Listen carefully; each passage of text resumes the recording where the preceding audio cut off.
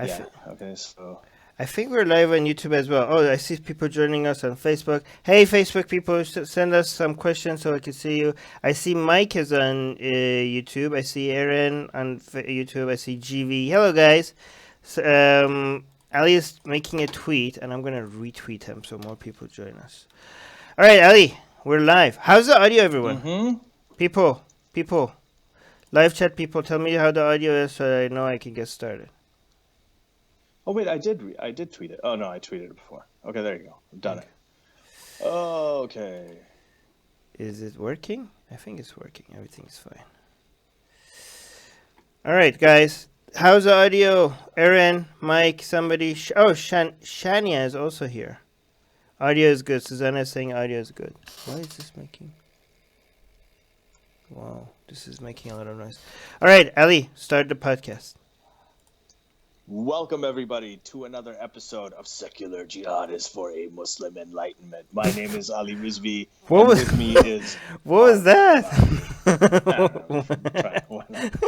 At least I got more than just a hello from you. So okay. Yeah, Armin is back, and we did so I did one solo episode this month, but this is our February wrap up. Oh, Ali is not loud enough. Am I not loud enough? Oh, hold on. I'll fix it. How is it now? Say something, Ellie. Is it better? Testing. Testes. Yeah, better? Mike? Does it make sense? Is it better now? Okay. All right, do it again. Do the intro again then. All right. Welcome everybody to another episode of Secular Jihadists for a Muslim Enlightenment. My name, Ali, more volume, please. Okay, let me see if there's something I can adjust here. No. That's the delay in the live chat. It was good the second time. You ruined it. Do it again. Oh, did I? Yeah. All right. Welcome everybody. Fuck. Okay, hold on just a second. Give me a second. Yeah, we're going to trim that out. So, YouTube. All right. Welcome everybody to another episode of Secular Jihadists for a Muslim Enlightenment. My name is Ali Rizvi, and with me is the great Armin Navabi. Armin, how are you? Good. If you're listening to the podcast, this was Ali's third attempt at doing the intro, but you only hear the good one. I know, yeah. This is like when I lost my virginity. This February has been a short month, and it's been a good month. And I don't know what else to say. I'm just saying this is the wrap-up episode. This is our Q&A. We do one of these every month. Yes. Every month. It's just not working for me today. Yeah, so we do one of these every month. They've been very popular. You guys have loved it, so here we go. Yeah, we got our first question by Zane. Yeah, send us your questions in the live chat. Yeah. Yeah, so we're gonna say this at the beginning and at the end, or when there are more people as people more come on.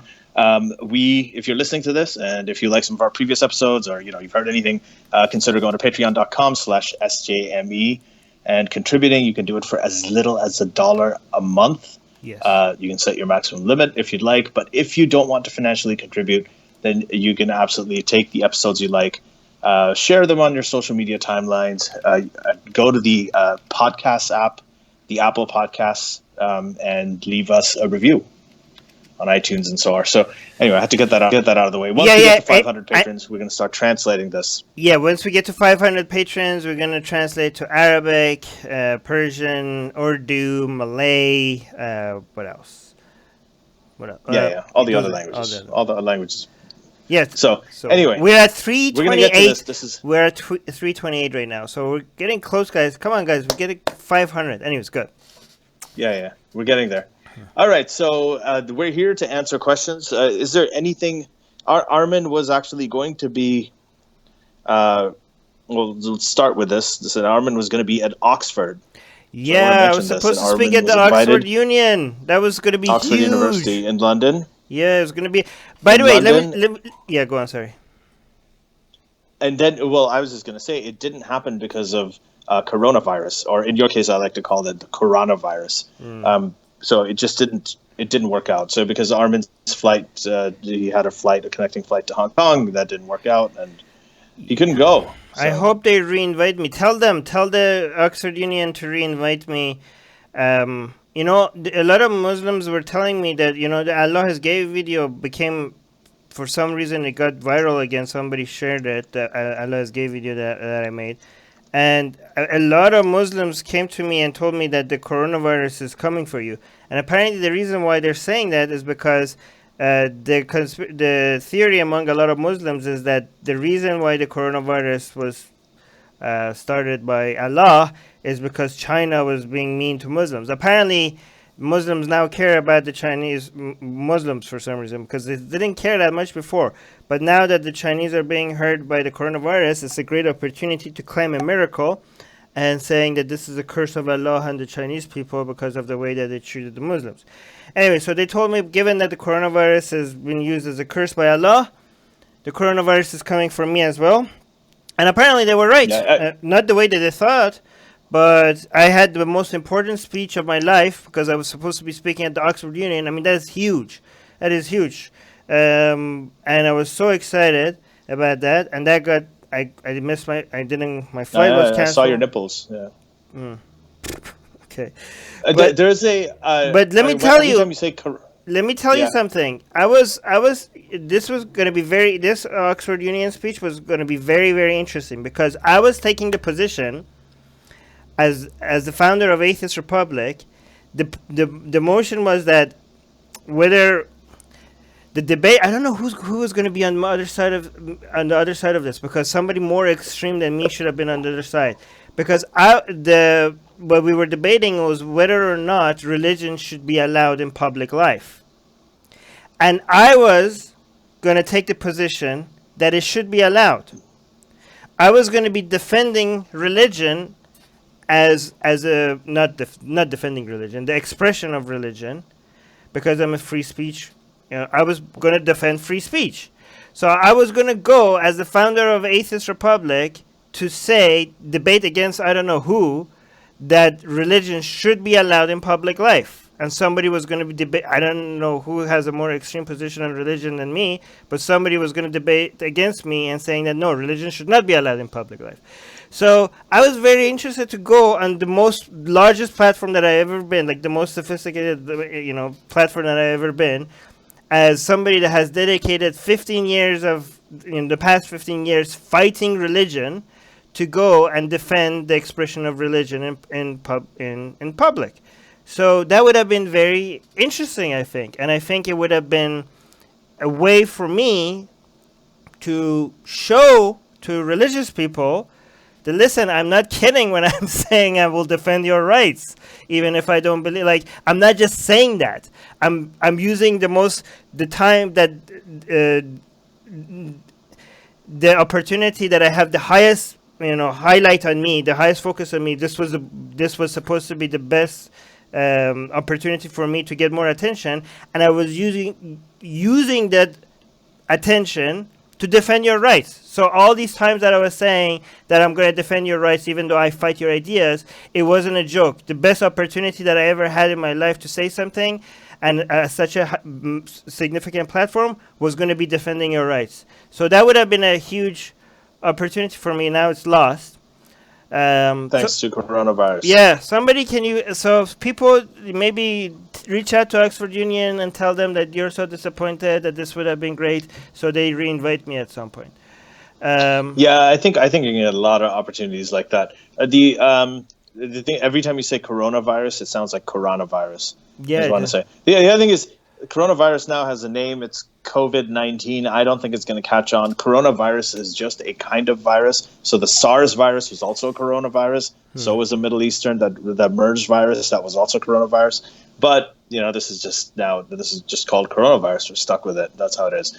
Okay, so let's start with the questions. First question comes from Zain, and again, these questions could be about anything. They don't have to be topical or anything like that. You can ask us whatever. This is just a chance for us to get to hang out with you. Zain is asking, what is your opinion on free trade versus protectionism? Free trade. Armin, I'm on the free trade side. I mean, obviously. Yeah, I'm on the free trade side too. But I have to admit, I don't know that much about it. Well, I mean, all you need to know is that data and statistics and everything shows that the more free trade you have, the more prosperity is for people on both sides. The only thing that I would The only thing that I care more about is human rights. So the only barriers to free trade that I'm okay with is barriers to trade with countries that have poor human rights records as a way to motivate countries to fix their human rights record. But that's the only, like, it works. Unfortunately, it works. I mean, fortunately and unfortunately, it works. But other than that, I think there should be zero barriers to entry. I know you could find examples of people being hurt by free trade, but the net benefit is almost always positive. Almost always positive. The only times that is negative is that when you have a third party externality, the negative externality that the market is blind to. Again, a lot of people don't understand how the free market theory and Adam Smith thought. They're like, oh, the market doesn't see everything. Yeah, it was written within the theory that the market doesn't, like, people don't understand. I've seen a lot of people. I've also seen a recent video by David Pacman against libertarianism, which I'm a libertarian. And I was so excited because I was like, well, if anybody could have a good argument that will challenge my views on libertarianism, would be somebody like David Pacman, somebody I like follow. Like, let's see the. And I was watching, and like, these people don't even understand the theories of free market and how, you know, what they don't understand what they're debating. So they're just like attacking a straw man. Like, they're like, oh, there's a role for government. The government should do this and that. Yeah, of course. Like, what do you guys think libertarianism is? You think like they're advocating for zero government? Like, every time I see an attack on limited government or free markets and libertarianism, is like an attack on anarchism. Like, libertarianism is not anarchy, okay? We're not advocating zero government, okay? So yeah, the market is blind. The libertarians, I mean, the libertarians that understand libertarianism, because a lot of people in the United States, they think they're for free markets, but they support lobbyists. They support a whole bunch of other stuff. That is, but if you actually study what the free market hypothesis and the theories and everything around that is, they understand that the market is blind to something. And there is a role for government to have a role when the market is blind to something. When two people trade, the reason why they're trading is because both of them come out of that trade better off. Okay? So the more trades you have, the better off the world is. However, that's not always true, because there's sometimes two people come and make a trade with each other, and there are other people around this trade that are being affected. And that's called externalities. And these externalities could be positive or negative. Negative externalities or positive externalities, right? So, but the market doesn't see these third parties that are not involved in the trade. The market only sees the trade. Okay? So the market is blind to the positive and negative externalities. That's why the government steps in. If two people are making a trade and it has a positive effect on the people that are not within the trade, the government should come in and subsidize that, because more of that trade is good for the society. For example, if there's a teacher and student relationship, like education, the society is benefiting from the education beyond the two people that are within this trade. So that's a positive externality, that the market is not adjusting for it properly. And there's a government role for that. If these two people are trading with each other and they're causing pollution, again, there's third-party people that are being affected by this trade, and the market is blind to it. So the market is not adjusting for it effectively because it's blind to the third party. So there's a role for the government to step in and tax it, so it adjusts it, because the market is failing it as adjusting it properly. These are all within the theory. So people are like, oh, you want no government. You have no idea if you think that libertarians and people that want free markets want no government, you have no idea what you're attacking. Anyway. You just want limited government. Okay, next question from Zane's asking again. What is your opinion? Oh, sorry, no, he's not asking again. That's the same question. I just read it again. Okay, GVA is asking, favorite Game of Thrones characters? Oh. I got one. I'm going to say Khal Drogo. And the reason I like Khal Drogo is because he starts off like this villain, Like this was the character that was played by Jason Momoa. I think he was only in the first season or first 2 seasons or something. Starts off as a villain who you despise, and he evolves. Like, and you see the evolution, and the evolution in the sense that you start seeing his capacity for adapting. The fact that he meets this Daenerys, and she kind of that's the interesting thing. She doesn't really tame him, which is usually what you see, but she just helps him sort of evolve in a way where you start liking him and you start sympathizing with him, and you start realizing that a lot of the reason the way he is because of how he's raised and how strong those things are. Anyway, so I thought that I really liked that character arc. It was cool. It was short, but I liked it. And I want to look like him. It's never going to happen, but he's possibly one of the best looking men I've ever seen in my life. I think Daenerys for me.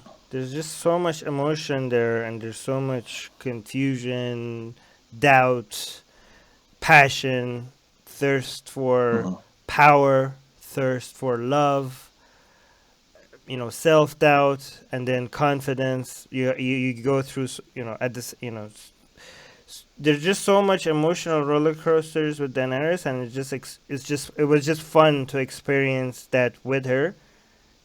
Just go through the emotions that she's going through and feeling it through her character. I just had, every time she was part of a big major part of an episode, I just remember having a lot of fun with it.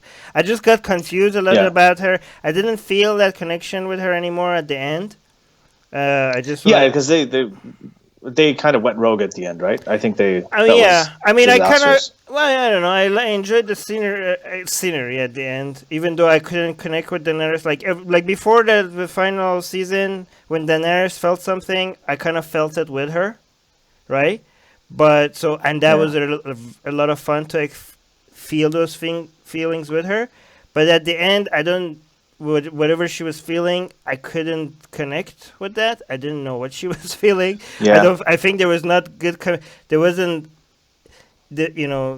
I just lost her. But whatever she did, I know a lot of people hate the last season. I just switched from enjoying her as a character to enjoying what the hell she was doing. I know it just didn't make much sense story-wise, but But just seeing what she was doing, it was shocking enough for me to feel something and enjoy that. But it was a different kind of enjoyment. Yeah, the Daenerys thing. One thing I liked about it is that she's constantly in that struggle of trying to do the right thing and treating everybody well, versus the thirst for power and how to she keeps on oscillating. I think I kind of got it at the last episode as well. I think if I really tried to get what she was going through, I think I could attribute that to the times that you were like, you know what, F everything. You know what I mean? You get to that point you know what, whatever. Yeah. So Sharik is asking. Sharik is up. He's not asking anything. He's saying, bloody hell, I can't believe I'm up at 3:30 in the morning. Might as well fast now. Good. Go ahead and do the fasting. But Sharik, by the way, we have to have you on the show because Sharik's got a really interesting story. So yes, at some point we got to have you on. So Optimus Transformer is asking, what do you guys think of the claim of claim science in Quran? I saw some videos which seems convincing. So you're talking about, I guess, scientific claims in the Quran. We've done several episodes on this. What? Be more specific. What scientific claims in the Quran have you seen that almost convinced you? Because I want to. So that would be a long topic, and no, but it wouldn't be. It wouldn't be a long topic if it gives us an example. That would be. So yes, that's exactly what I'm saying. Yeah. But I'll tell you one thing. I can answer this question in a very short way. If the Quran is supposed to be an infallible book with no errors, then even one wrong scientific claim in the Quran could discredit the whole thing, just by definition. And there are several things in the Quran that are wrong.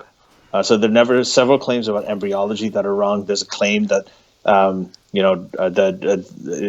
Surah 86 verses 5-7 that God created man from a fluid that's ejected between the backbone and the ribs, which would be the chest, and we all know that that's not true. So there are many sort of errors. It mentions the sperm drop all the time, but it never mentions the ovum. All the embryology, one of the most important things, it never mentions the egg, because Aristotle and Galen and all these guys, like, they never thought that the egg was a thing. They had no idea, right? So a lot of it was kind of sort of derived from that, from those earlier learnings. So yeah, if there's any mistake in it, there's several, then it's just not it's not credible. I'm going to read a question from Facebook. Josh is saying, Josh Johnson is saying, why do you support Bernie, Armin? He's a protectionist and is arguably less free trade than Trump is.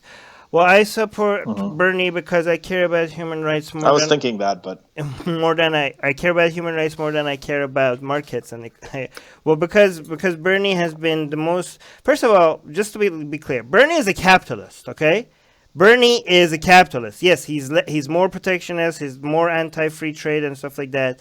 And I don't like that. But at the end of the day, he's not a socialist. He's a capitalist, with a little bit of a lot more government intervention, but not so much that it could be even remotely called socialism. Okay, so he is a capitalist. He would never say, he hasn't said that. I mean, has he said that? He doesn't say that these days, at least, because it will lose a lot of people that don't like capitalism. But he is a capitalist.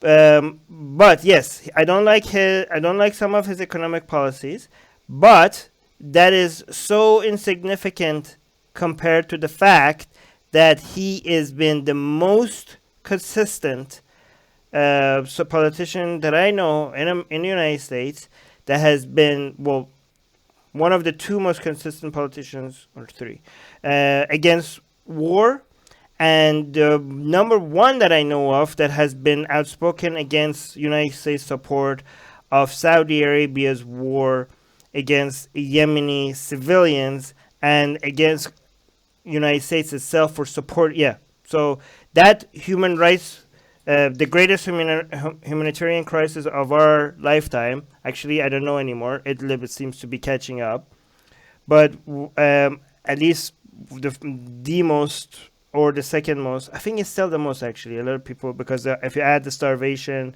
and the diseases, Yemen still is number one. The greatest humanitarian crisis of our lifetime was aided by United States, and Bernie Sanders was always against that. And when it comes to caring about people on a global scale and not adding fuel to that fire, Bernie has been the most consistent person that I know of, right?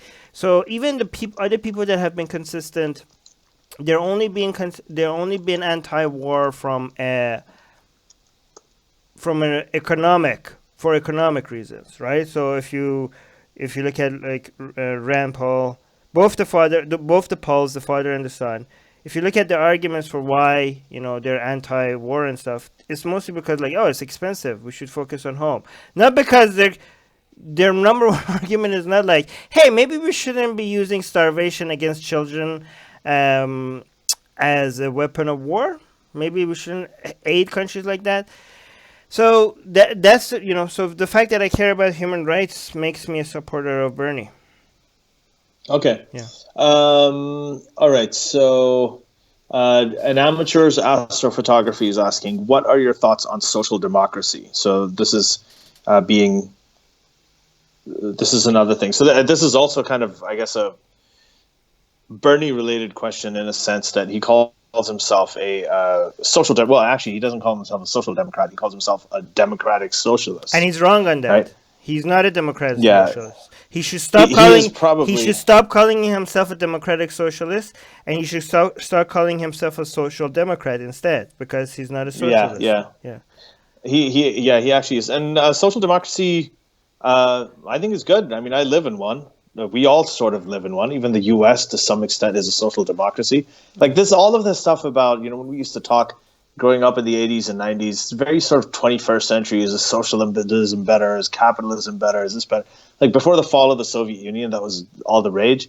But right now, you have a situation where you have capitalist societies like Canada that have very strong social safety nets. You've got the U.S. capitalist society that has actually does have some strong safety nets like Social Security. It's got Medicare for seniors. It's got so there's many people, the free public education. So Like those are, we all live in these hybrid things, and it's just a matter of how much of one there is and how much of the other. Bernie does like to talk about Finland, and he likes to talk about Denmark. And he says that over there, because he rails against billionaires shouldn't exist. Well, billionaires do exist over there. Fareed Zakaria pointed out recently that there is no inheritance tax in, I think, either Denmark or Finland, one of those countries. And in the other country, it's actually very minimal. So that fantasy that he's sort of creating doesn't really exist anywhere. He talks about the Canadian healthcare system, but in Canada, the healthcare, we don't have free vision and free dental and free prescription drugs paid for by the government. We don't. Prescription drugs are a lot cheaper here, but we don't have that in our single payer system because it's too expensive. You can't afford it. All of that stuff is just not possible to do without everybody paying way, way more than they do now.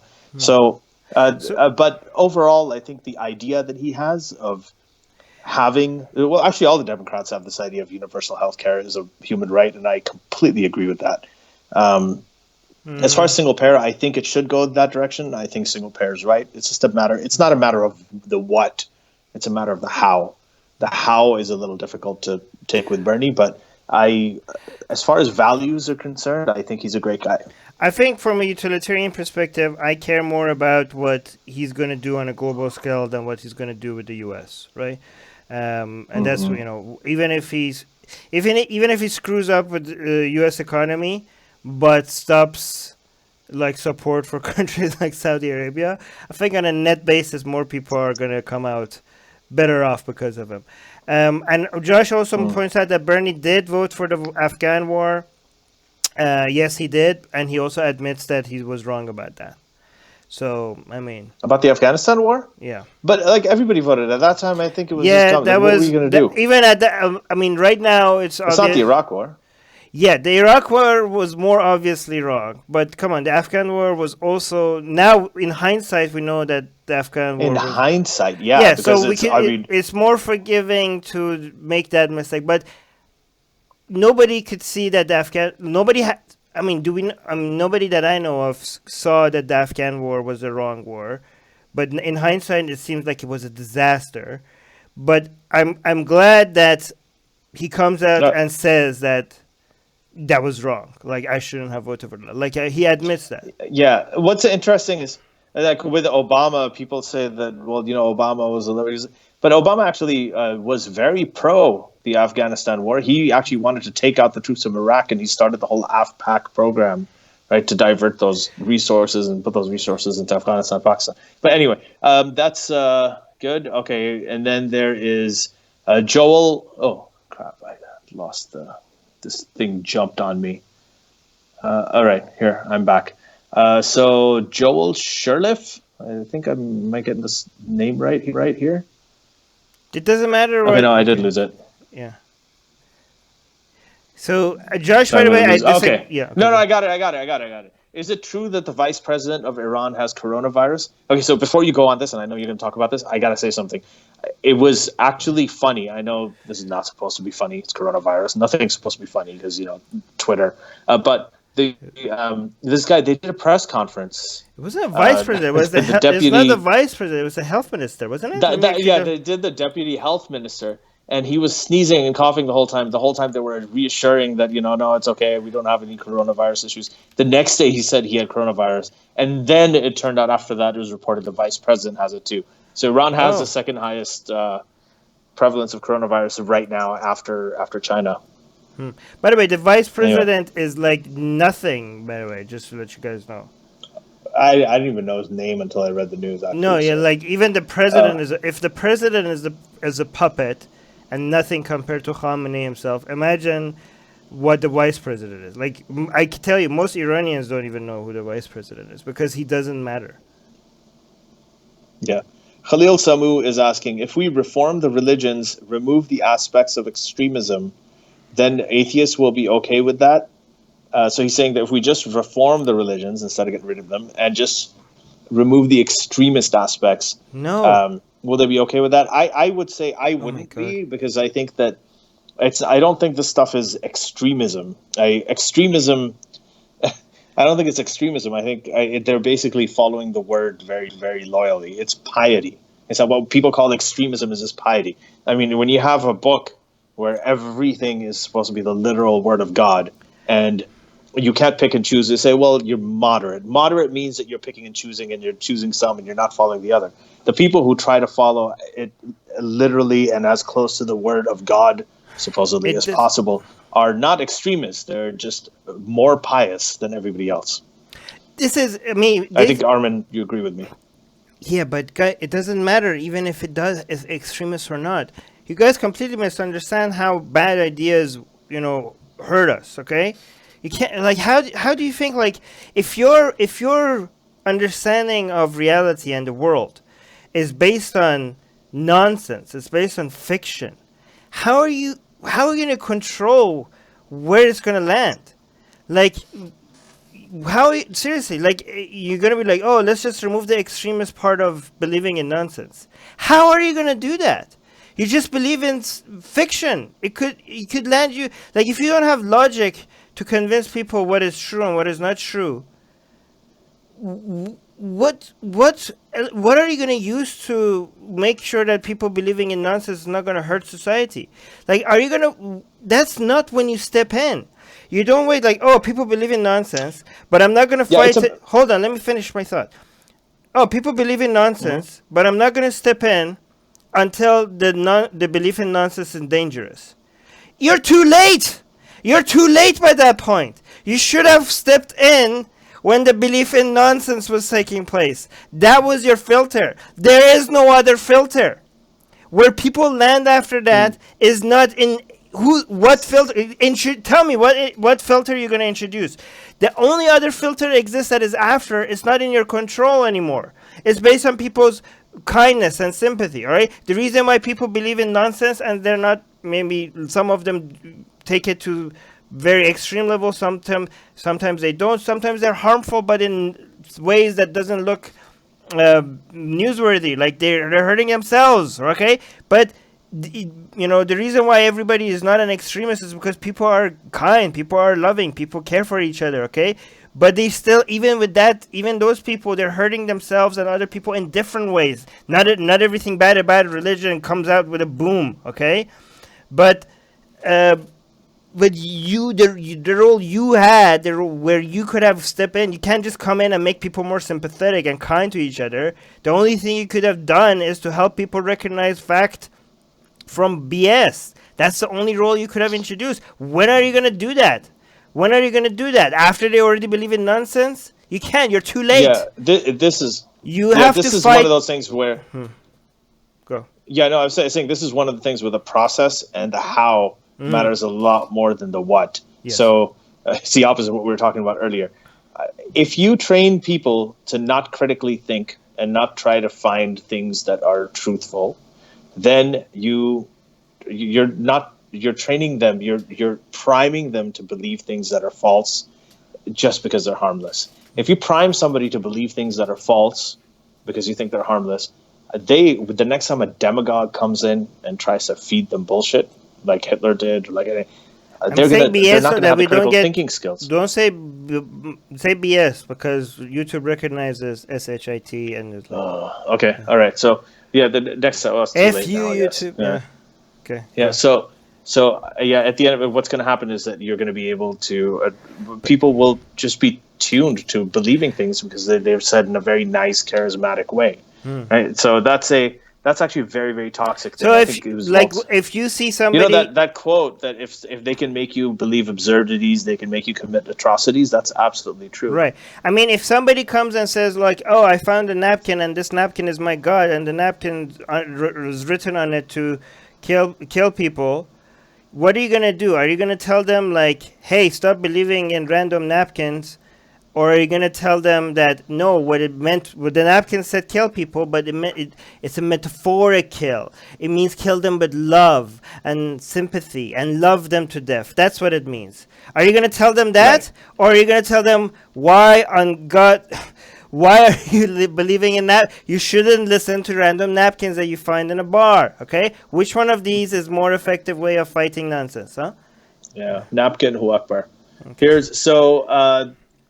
Shiraz is asking, can you guys do a call-in show?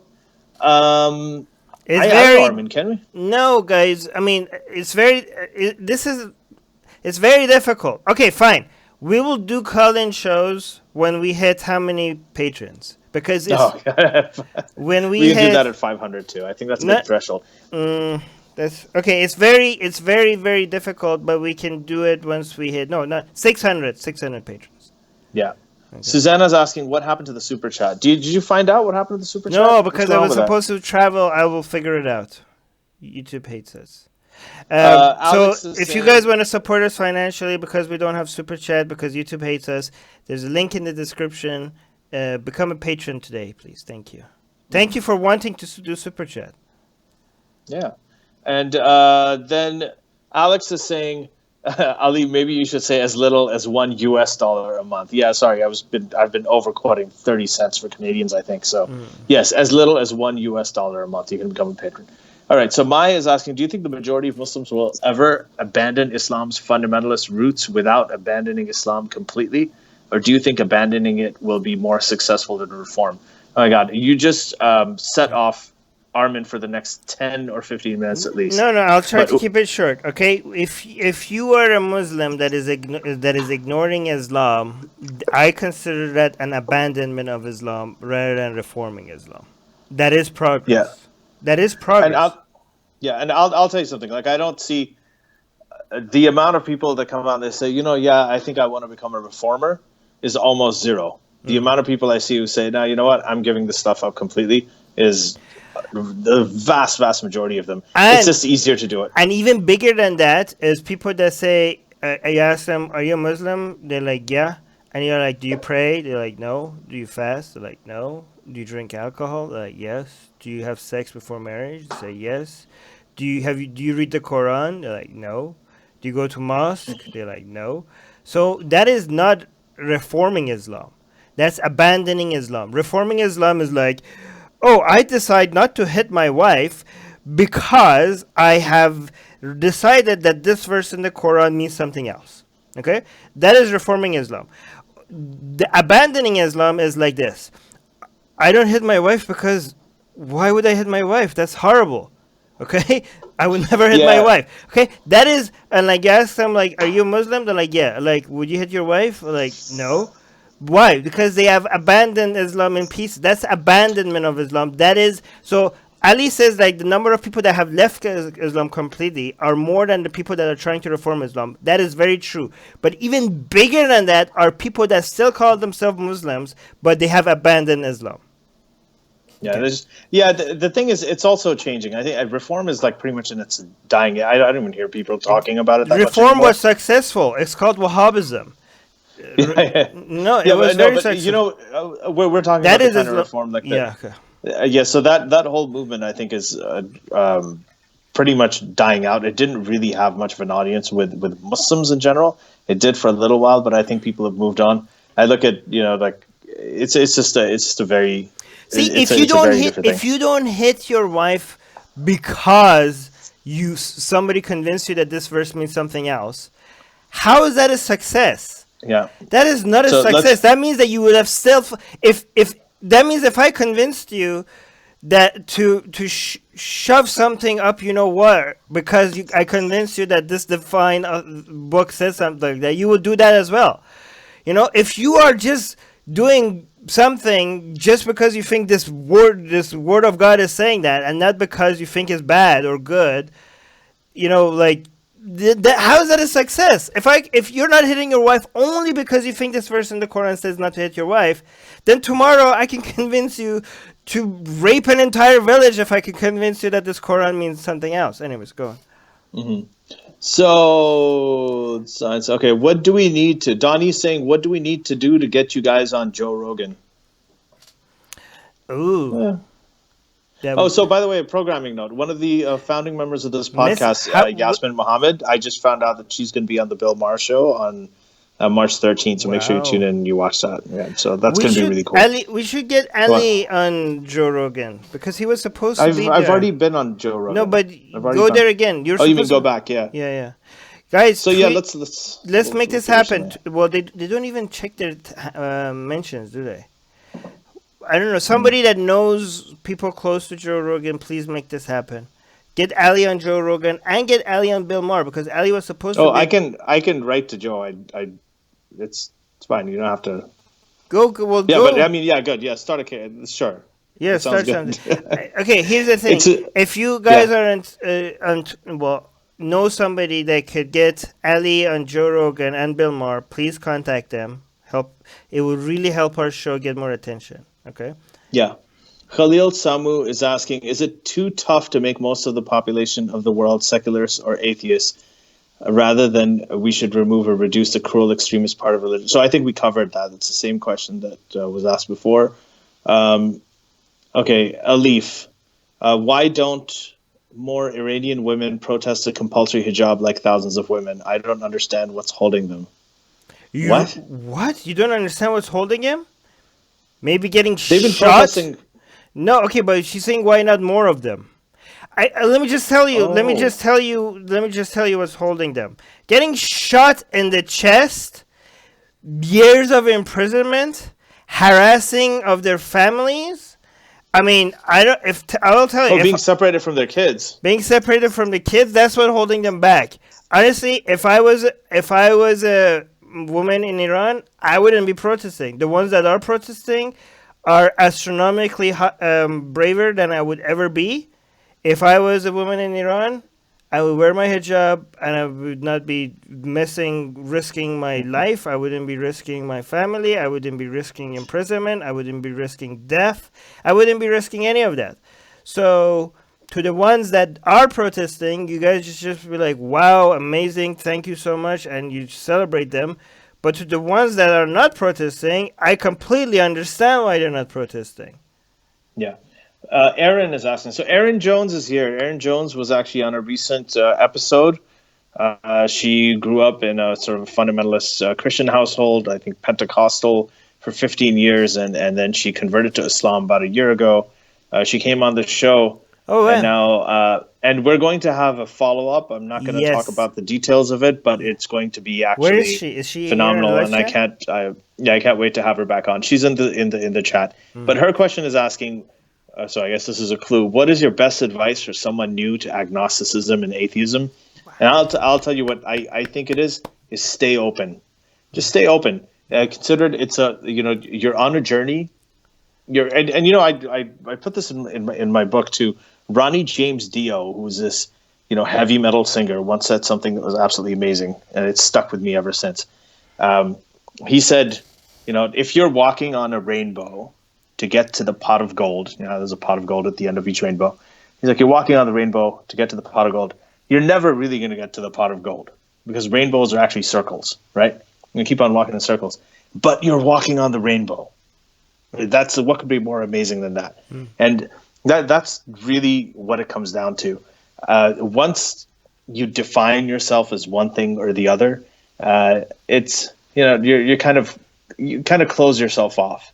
So my advice has always been that, okay, you came from a certain place, now you're here, stay open. And you might stay here for the longest time, you might become more resolute in your views, or you might change, you might evolve.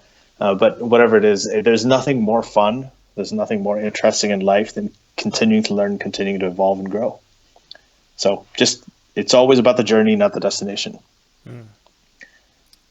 Armin, anything else? Yeah. What? Oh, advice to the first-time agnostics and stuff. Like, okay, so first-time agnostic or atheist is it's okay to be angry.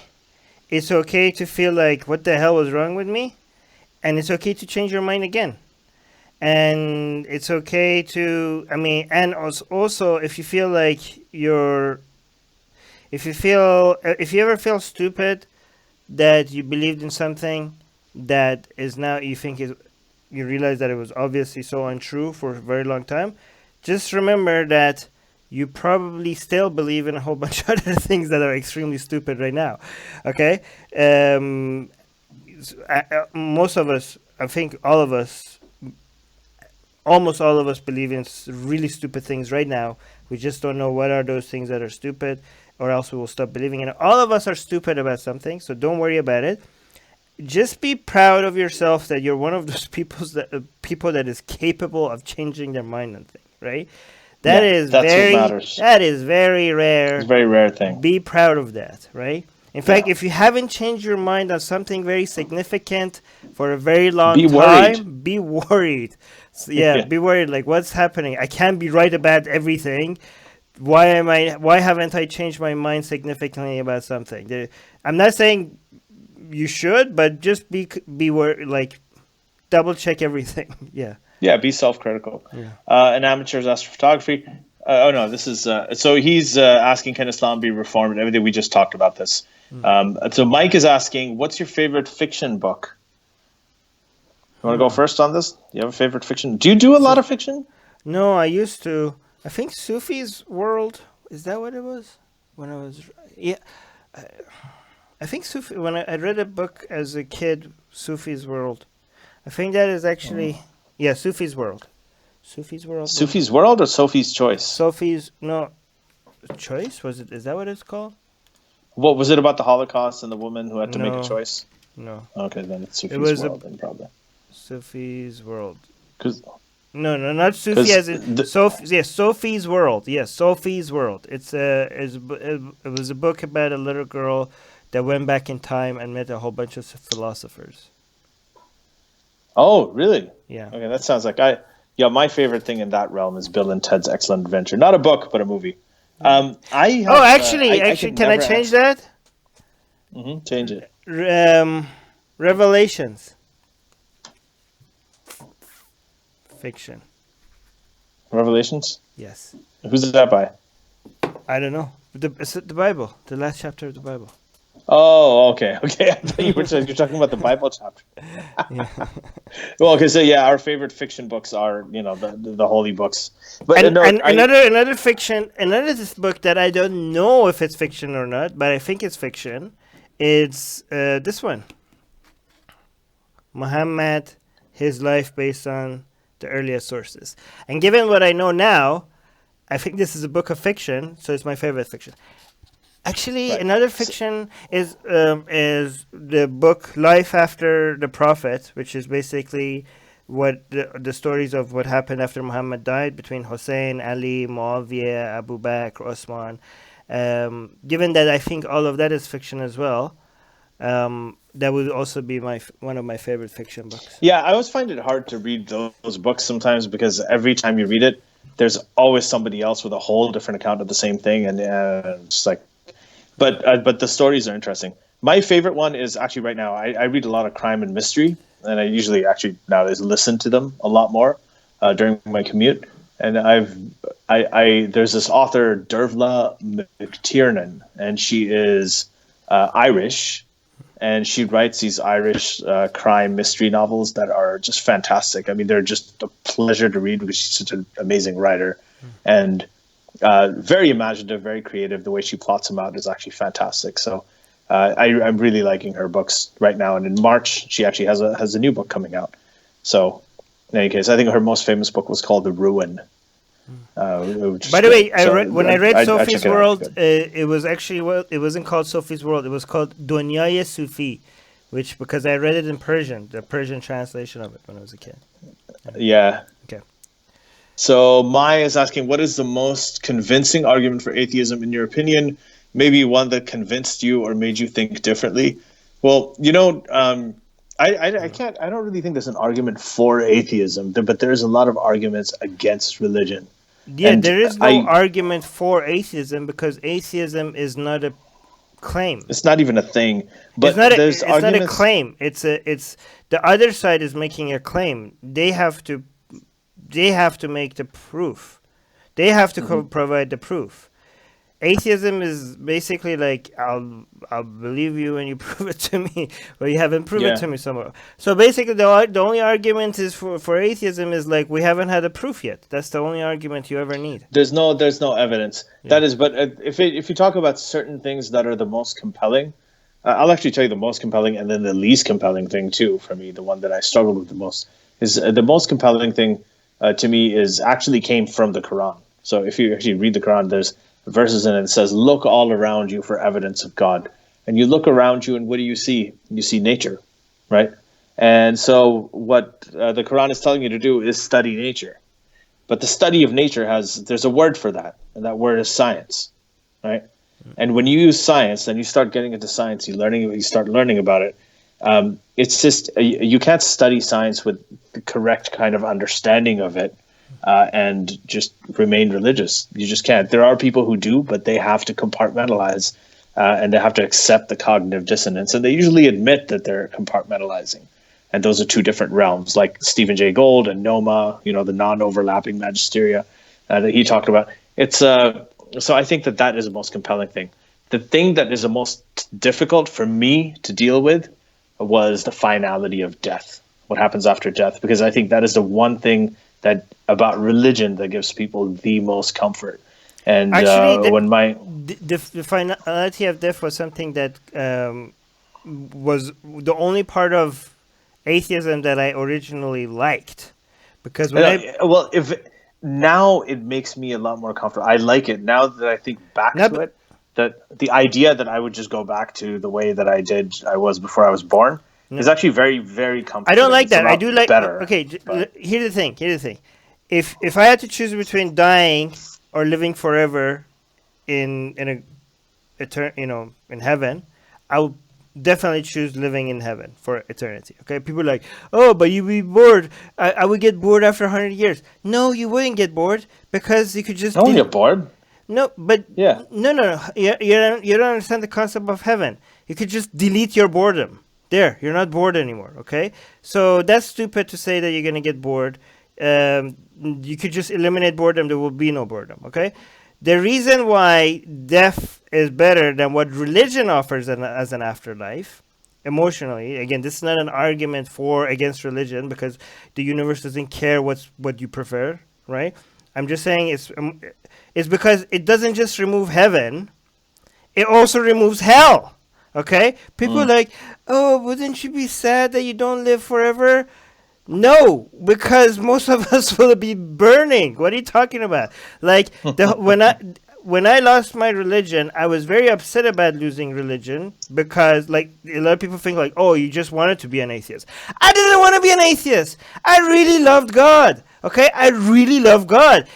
When I lost my religion because of logical analysis of what I was thinking, it was a conclusion that I didn't want to come to, right? So it wasn't something that I preferred. I really didn't prefer that, because I had a really close relationship to what I thought I was God, okay?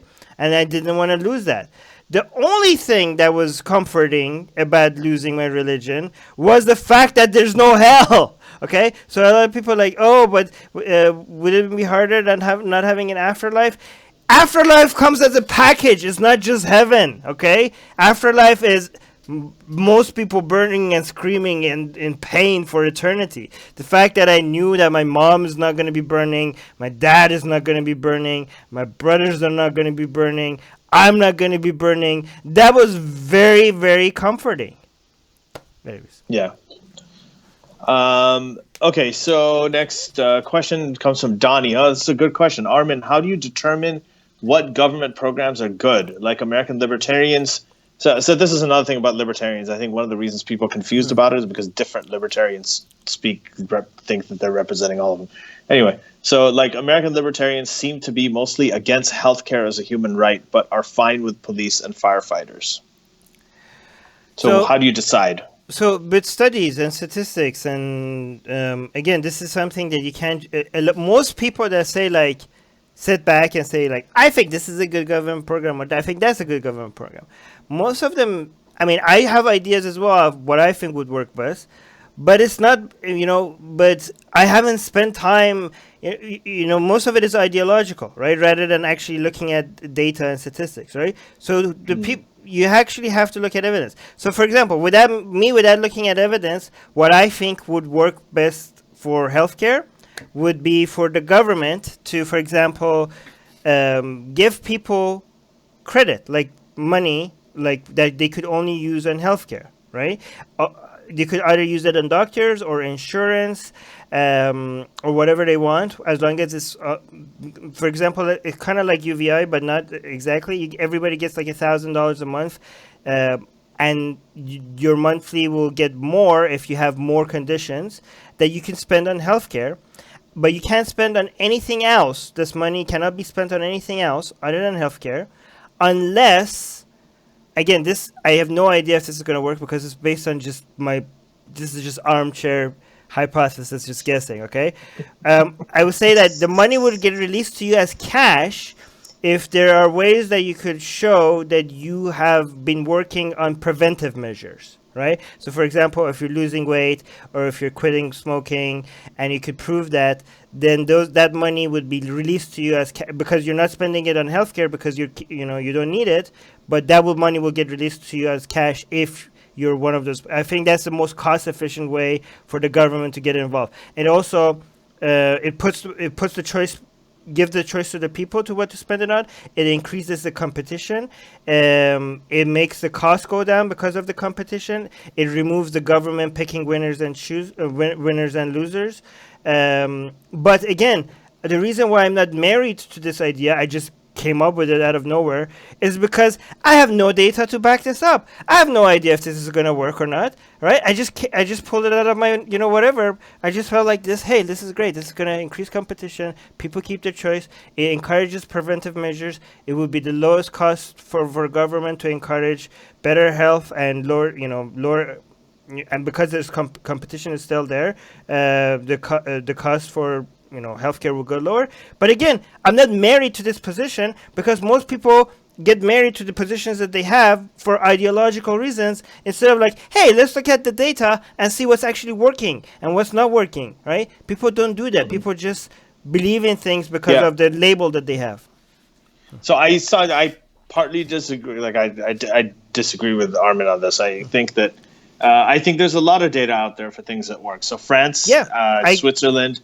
These places have. I didn't say there's no data. I just said I don't know the data, so I don't. That's why I'm not married. Yeah. No, I'm saying that the data. I mean, again, all of the sort of industrialized countries in the world, apart from the U.S., have some kind of system. Canada's got a single-payer system. The U.K. has a single-payer system.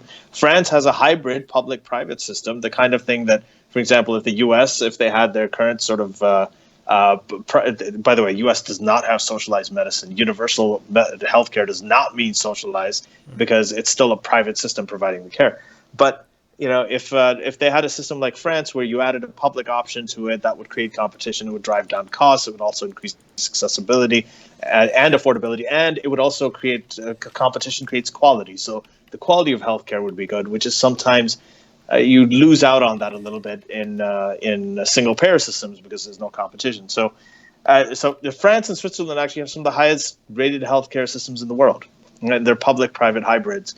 And I think that's good. As far as choosing what government programs there are, I think this is where Bernie's right on the what, like when it comes to the what. Security, like physical security. So that's your police and firefighters and everything. Healthcare, housing, education, jobs. Those are the things. That's what everybody needs. If you give that, if you're able to give all of that to human beings as a human right, you'll just have a more productive society. It's been shown over and over and over again across the world, including in the U.S., where people do have these sort of, if you look at examples of situations where people do have these systems supporting them.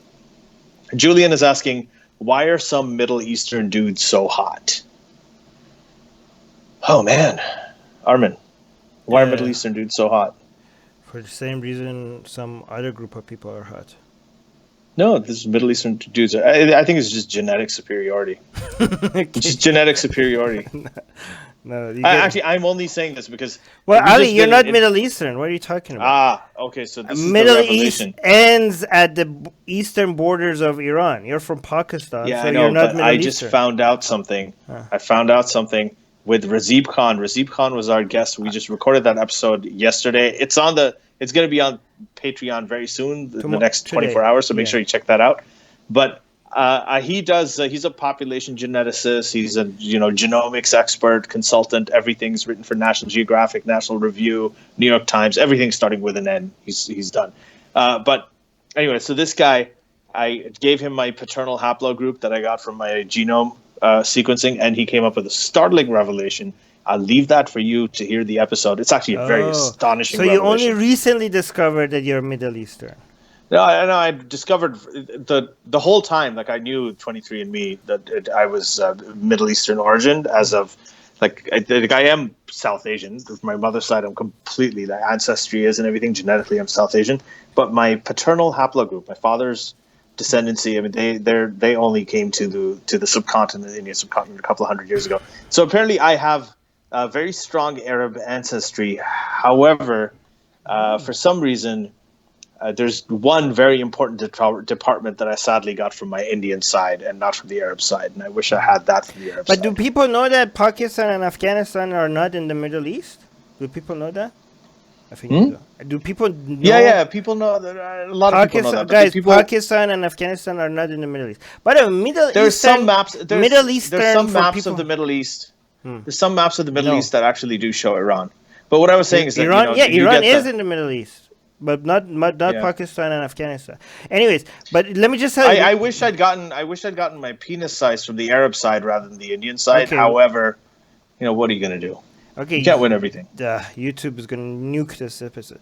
Anyways, another thing. And I'm sure that Julian, when she was saying why are some Middle Eastern dudes so hot, I'm sure she was talking about me. That's exactly. By the way, Middle Eastern people doesn't mean much to me because you're talking about some very distinct races from each other. That when you talk about Middle Eastern, you're talking about Kurdish, Turk, Arab, Jew, Persian. Did I say Turk or Kurd? I think I said both. And these are very different races. I mean, some people say don't say race. Populations. I don't know. Whatever your definition is. By the way, I don't care. I'm going to call it race. I understand there is only biologically it's not a race, okay? Biologically, there were races where like the Homo sapiens were like, they have a human race and then the Neanderthals are a different race. But that's just a biological term. And when it comes to... No, that's not correct. That's not correct. They're different species. Homo sapiens and Neanderthals are different species. They're not different races. Okay. Races are equotypes. Races are biological. They're absolutely biological. No. Yeah, but there's different definitions for race, Ali. So, the definitions that me and you use... me and a Turk and a Jew are different race. Some people use a different definition. You're different ethnicities. You can have multiple ethnicities within a single race. Okay. But Armin, both of us are Caucasians. Hispanics are Caucasians, even though they're dark. Ali, again, we're talking about the way people use the words, okay? I'm just saying that it's a semantics. In some ways, the way the word race is used, Ali and I are different races. So in some ways we're not, and in some definitions we're not, and some definitions we are, okay? Mm-hmm. So when people say like, oh, there's only one race, the human race, based on some definitions, and based on some other definitions of race, the human race has the human species have many different races. It's just like, for example, the word law, okay? Law. When you go to mathematics, the word law has a completely different meaning than when you are in your law school, okay? They're completely different meanings of the same word, okay? So it's the same thing when you're studying biology or when you're doing social studies, or economics or whatever. The word race means different things. So don't just be like, oh no, there's no such thing as race. There's only one race, the human race. Well, based on what definition? Anyways, go on. Yeah. Truth Begets Heresy is saying, despite being a later plagiarism of Judaism than Christianity, I agree with that part. No, I don't agree. Islam, it's not plagiarism because there was no. Not literally. Because no, I know, but I know it's figured. I know it's a joke, but I just want to, for people that don't think it's a joke, I just want to say that. There was no trademarks, okay, and there was no copyright laws back then, so Armin, it's not plagiarism. You know what you said? You're right now. You're like the guy that when you're hanging out and everybody's like, oh, it's really late. It's 2:00 at night, and they're like, no, technically, no. They say it's I'll meet you at 2:00 tonight, and they're like, no, technically it's tomorrow. And everyone looks at him like, oh yeah, thank you. None of us knew that. Well, so it's something everybody understands. That But no, this is not something everybody understands. A lot of people actually are serious when they say, Islam stole from Christianity and Islam. It's like stole, but it did. They did. No, they took, yeah, but they didn't steal. It's not stealing. Okay. Whose All right. intellectual property? Who claimed intellectual property over Judaism Okay. and Islam? But Would anyway, the point that is, hold up in a court? Like, anyways, go. the second part of the question, truth begets heresy, is despite, well, I don't want to repeat this again because, okay, despite being a later plagiarism of Judaism and Christianity, Islam managed to get things so much more wrong. No, that's not true. I think that Islam actually it came a lot later, so it was informed about a lot more things than Christianity was. Now, the stories in Christianity are way more bizarre than the stories in Islam. One of the reasons that Islam is actually so dangerous, right, and popular is because it is a little bit more like the idea of monotheism, God not begetting, not having his own kids, not impregnating virgins, and the prophet was just a human being like anybody else. Those things are actually a lot more relatable and more down to earth than some of the stuff in Christianity.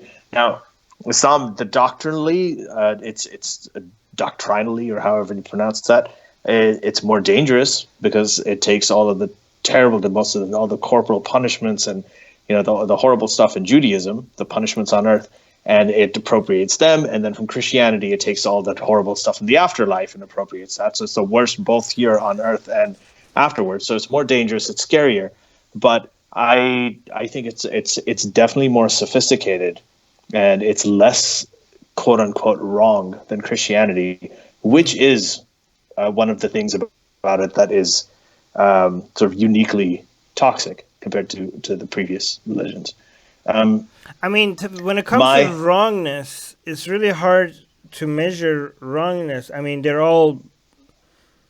if I say like, I believe in werewolves, and I think werewolves, and somebody says, and I think you could kill them with a silver bullet, and then somebody says like, yeah, werewolves are real, but it's not silver bullets that kills them. It's like golden bullets. I don't know. Who's more wrong here? I don't know who's more wrong. At some level, wrong is just wrong. Yeah. So what I say usually is that all the religions are equally wrong, but they're not equally dangerous. Because I think right or wrong is like more of a binary thing. It's either true or it's not true, but dangerous is not a binary thing. So yeah, you hear this a lot from the Hindu atheists, right? They're like, oh, I'm atheist, but I'm also Hindu. Like those guys, I can do that. I'm Indian. Well, I am Indian. Like by you could do that even if you weren't. But go on. Yeah, actually, I can. Yeah, that's true. Oh man, I need to thank you for that. That's good. There's a lot of people do, but this is So like they tend to do this, and I'm like, okay, just because your religion is all about peace and Kama Sutra and dancing and music and everything, unless you're a Hindu, in which case you're pretty much a jihadist nowadays, seeing what's happening in India.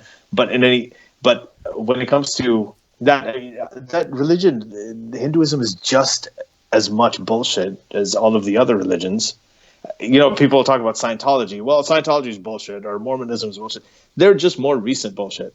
But Scientology, what they're saying compared to Son of God, or all of the stories in Hindu mythology or Christian mythology or Islamic mythology, it's all the same stuff. They're all equally bullshit. Now, some are more dangerous than others, right? But they're all equally. So, like, sorry, I was supposed to say BS, right? Yeah, you're supposed to. It's too late now. There's so many of them now. But a lot of Hindus, for example, tell me like, Armin, why are you attacking Hinduism? Hinduism is tolerant of atheists, right? There's like, we don't behead atheists, or we're not against them. Why would you attack an ideology that is so tolerant of atheists? I'm like, listen, if you said that, hey, I believe in leprechauns, but my belief in leprechauns did not require me to kill atheists, I'm not going to defend your belief in leprechauns just because your leprechaun belief is not anti-atheist, okay? You believe in leprechauns. That's ridiculous. Stop it. Yeah. Get some help. That'd be funny if someone's like, I didn't kill you because of leprechauns. Like, well, could you just stop believing in leprechauns? Like, kill me. Please kill me. Just don't, No, yeah. So, Bernie is not the man he was back when he endorsed the Soviet Union. Still, that history irks me, the human rights violations and all. Yeah, so this is something that's gotten Bernie in a lot of hot water. That he's talking about Cuba, and he's like, I denounce Fidel Castro. He did denounce him pretty unequivocally, but then he said, well, he did start a literacy program, and that's not so bad. And Trevor Noah had the best analogy to this. He said, if your wife comes to you and says, why did you cheat on me with all those ugly women? Then it's sort of like you saying, no, listen, some of them were very pretty. Some of them were beautiful. Like, that's not the point. That's not the time to make that point. So Bernie kind of, he tends to do that sometimes. The Soviet Union, I think he was very influenced by the whole socialism, communism thing. I grew up with people, I was surrounded by people in Pakistan who were officially, they identified as communists. They said that they were communists. And it was different. I mean, a lot of this was about rights, with the U.S. and sort of with the capitalist societies. They were all talking about freedom of speech and individual liberty and freedom of expression, religious freedom, and those were the rights that they really talked about. With communism and the Soviet Union, they're talking about, well, everybody should have economic rights and healthcare rights and education, and so there was a sort of a balance at that point. The only difference is one of them really worked out, the other one didn't, because the other one just put its trust in something that cannot be trusted, and it just went against human nature. So I do think that Bernie probably was taken by that a lot, and I don't think he thinks like that anymore. I don't think anybody after 1989 seriously can think that. But to be fair though, what he said is not like, if I say like, look, I'm gonna get in trouble for this, okay? There are good things in the Quran. No. Like if I say like, look, Hitler before World War II started and everything, he was really good for Germany's economy. If I say that, is that actually true? Because I think it's true, isn't it? At first, yeah. I mean, when I looked vegetarian. I think no, but that's not really a positive. But anyway, so I'm focusing on. Of course, it is. Hold on, you really okay, trying not to let me make my point. But if I say, okay, Hitler was really good for Germany's economy in the first couple of years. Okay, and again, when I looked at this, it seems true. If this is not right, just tell me, like, if you're better understanding of history, just tell me, like, oh, no, it wasn't because of him, it was because of other reasons, then correct me, okay? But let's say, hypothetically, this is true, okay? If I say that, is that really do you think that really denies the fact that he was a monster and, that the Holocaust happened, he killed so many innocent people, and that he was evil? Like, is that really a denial of that? If I say he was good for Germany's economy before, that's where the Trevor Noah point comes in. It's about the timing and the context under which you're answering that question. Right, but most people. So I agree with that. Okay, so if somebody asks me, what do you think of Hitler? And my first line is, well, he was great for Germany's economy.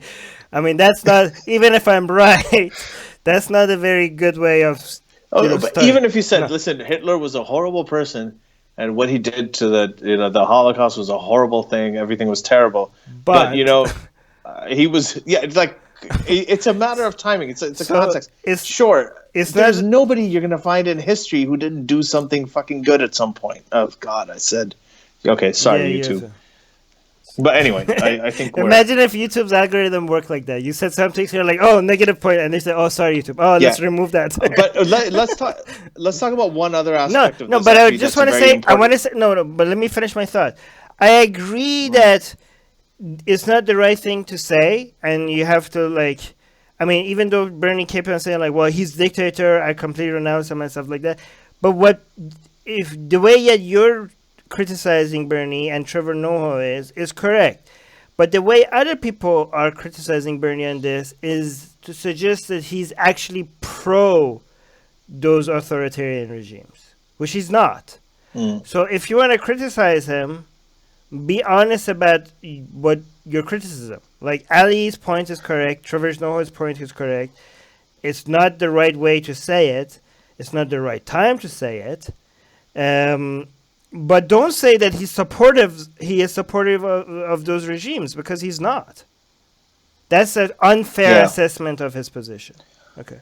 Yeah, but I think there's one other aspect of this that we should touch on really quickly is the political repercussions of it. So there's already, people who are, we had this episode about who should atheists vote for, etc. So you can listen to that. We talked about the 1972 election when George McGovern, when they took somebody who was really far left and they ran him in the general election, he lost. We saw that also with Jeremy Corbyn and the Labour Party. So people are concerned about it. And the problem is Florida is a swing state. Florida Democrats need to win Florida. They need to win Florida. And him saying this and saying things about Castro like this, even if they're just the optics of it and the timing of it is bad, him doubling down on it is bad because he's going to lose Florida. Now, when he says things like that, he's going to lose a lot of the people who over there who come from Cuba, who really, really have a huge problem with Castro. So he does need to be careful about those things. Otherwise, you could have a higher chance of another 4 years. One thing I would be interested. One thing some people are not asking Bernie, and I would be, if I was a reporter or like if I had him on a show, I would ask him, and I think he would try to dance around it, right?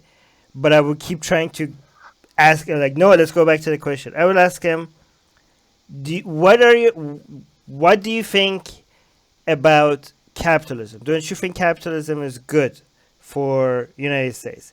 And he's trying to deflect by saying, like, listen, capitalism, the way in the United States has left a lot of people behind. I'm like, okay, yeah, I know. Okay, I'm not talking about the way it has been in the United States. I'm talking about in general.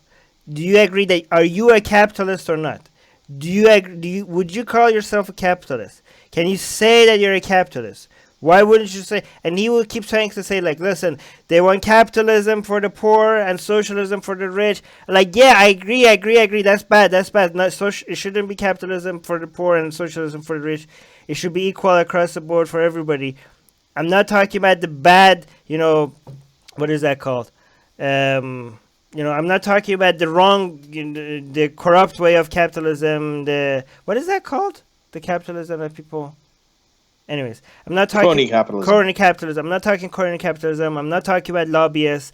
I'm not talking about the idea of capitalism. Do you agree that you, Bernie Sanders, you are more of a capitalist? You are a capitalist and you're not a socialist. Would you agree with that? Without trying to... I would... That's going to be a long interview. No, but he keeps... I think what will happen is that he will keep trying to not answer the question, and he's saying, all that I want is the same thing that they have in these other countries. So he's going to try to say, like, I don't know, whatever label you want to put it, I'm talking about what works. And we're like, no, please give me the label. I want you... Can you accept that what you are advocating for is... Alex is asking, he's like, sorry, I'm behind. Well, he said, libertarianism. So Armin, make this quick because we've been talking about libertarianism a lot. It's fine. He's saying, what about the ubiquitous duplicity, predation, supply restriction, price fixing, exploitation of consumer credulity, etc.? What about it? What about it? Price fixing? All that stuff is illegal. The government should come and stop those things. If you have libertarianism, that doesn't mean that, hey, everybody just go off on your own and the government just sits back and people keep stabbing each other in the back and the government is like, well, we're libertarians here, so I have nothing to do about it. I'm not going to do anything about it. No. Okay, so the government in a free market, the government still has a role. They're supposed to come and create an environment where free and fair trades happens, right? So if there's price fixing, that's against competition. The government should step in and should stop that. When companies get too big, that they have a monopoly, that it destroys competition, the government should step in and break them apart. That is again. So it's the opposite of a lot of what so-called capitalists advocate for, right? A lot of Republicans are like, oh yeah, free market capitalism. Like, what the hell are you talking about? You guys have lobbyists. right? You have so many companies and coming and asking for favors from the government. How is that capitalism? That's not capitalism. So I think a lot of people when they don't like libertarianism, or when they don't like free market, when they don't like free trade, when they don't like capitalism, I think they just look at like Republicans maybe and be like, yeah, we don't like that. So I think they don't understand how it's supposed to work. Anyway. Yeah. So here's the thing. next question. Let me build a bridge between people from all sides, whether you're free market or not. Everybody agrees, I think, I hope, well, most people agree, that the government should be involved only as much as it's necessary, and whenever the government it's not necessary, the government should stay back. Okay? So all we disagree on is where's the line? What are the things that the government comes in? So we could all agree on the fact that if the government stepping in is not required, they should stay back. And when the free market and private companies cannot do something without government help, then the government should step in. I think we all agree on this. So now that we are all on the same page, the only difference that we have is to figure out what are those things that the government should step in, and what are the things that the government should step out. And the answer to those questions is not as easy as figuring out that there is no God. See issues. So No Hijab Day was a day that it was, in Iran they're protesting the hijab. A lot of women are taking off their hijab because it's forced on them, and they're burning it and they're getting rid of it. And so a lot of people show solidarity with that, and because they do have a hijab day, we're supposed to show solidarity with women who wear hijab. People have started this No Hijab Day, where you want to show solidarity with those people who don't want to wear it, who are forced to wear it. So I think Twitter's getting choppy policy issues. Yeah. Oh, sorry. Am I okay now? It's fine. Yeah, Twitter's policy issues are. All of these social media policy issues are problematic. I am actually on the way to. I have been tagged. I've been reported like 20 times to the Secret Service and the CIA and the FBI right now. Everybody's tagging them. Someone even tagged the RCMP and the Ontario Police because I did a joke tweet. Essentially, someone even wrote an article about it where I was talking about what to do if you get coronavirus. So I said, separate yourself from your family and friends, call your healthcare provider, wash your hands, and then attend every Trump rally you can. And I said, do this in reverse order. That was a tweet. It was very obviously a joke, but this is just in case you think that the leftists are the only snowflakes. Like, it's just absolutely enraged. A lot of these, they're piling on me like crazy. So I'll see if my Twitter account's still around tomorrow, but I'm not taking down the tweet because you got to be able to joke. This is not the Wall Street Journal or the New York Times. You should be able to joke about things if you want to. And I think it's problematic that you can say things, and it's okay to get criticism, but people can get fired from their jobs, and all this other stuff happens. I think we have some stuff to figure out. Anyway, another reason Allah sent coronavirus. This is Mikhail is saying this. I just lost the question. Okay. Can I answer? So you look for the next question. I just want to answer. Like, okay, guys, just understand that losing our social media platform is not a free speech issue. Okay, free speech laws are supposed to hold back the government from stopping us from saying things that we want to say. Okay, so yeah. If Facebook, YouTube, and Twitter, they remove us, that is not violating any of our free speech rights. However, I do think that having free speech laws, if it makes sense for us to come up with free speech laws, for the same reason, now it makes sense to come up with something new for these social media platforms. It might not be free speech, but it needs to be something else. Because why do we have free speech laws? Because the governments were too powerful. They had too much authority and control over what we get to say and what we don't get to say. Today, Google, Facebook, Twitter, have more say on the conversations that are allowed on a global level than any government, right? On their So platforms, though. yeah, well, more conversations are not happening on their platforms than happening anywhere else, offline or On on. their private platforms. Yeah, but it's still their private platforms. Now you're No, stuck with that. If you're no, talking but like Ellie, libertarian, let me finish my point though. So the point is that yes, it is their private platform, and that's why it's not a violation of our free speech if they remove us, right? But given that now more conversations are happening on their platforms than they're happening offline or even online, okay? It's very scary that they get to decide what conversations are allowed on a global scale more than governments. So if it was an issue for us to limit what governments have to what governments can do on what they have to say, it now makes sense for us to come up with a solution somehow to reduce the control of the influence of these companies, right? And again, this is how with okay. it? But the government should do that. Well, no. Well, here's the thing: the government. If we give the government the control, then we now took, we removed the authority from somebody, and they gave the authority to somebody even more problematic, right?